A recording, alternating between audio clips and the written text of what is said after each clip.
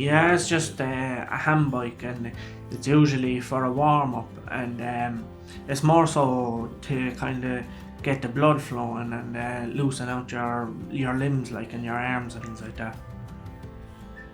My whole life, really, since I was 5 or 5.5, has revolved around sport. Like, I'd watch literally anything with a ball. I played hurling, football and Gaelic football. I would literally try my hand at anything.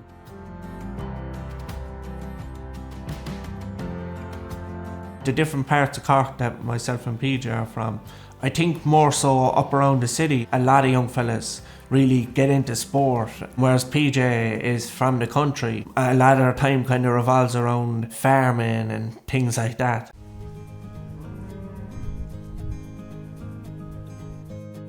I've worked on a farm all my life. A great love for the outdoors. Yeah, I wouldn't have it any other way.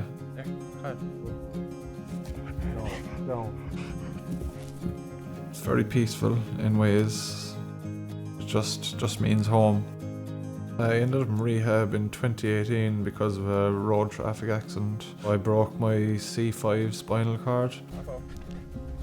Myself and Jack met in the NRH in Dublin. We met in activities class, or it could have been physio. Yeah, we first couple of days we were just saying hello to each other, and then I figured out he was from Cork as well, so got talking to him, and yeah, we hit it off from there.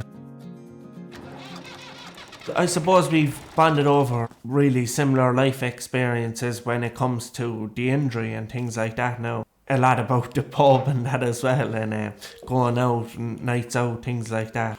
There's a pub called Baker's Corner. It's about 1 kilometre from the rehab. Jack's friends came up from Cork, and there was a few of my friends up as well, and one thing led to another. We went down for food, and that evening one of his friends had to drive his chair for him because he was so drunk. Myself and PJ, when we meet up, it's always enjoyable and it's always very natural. I think we've definitely helped each other in whatever ways that are needed.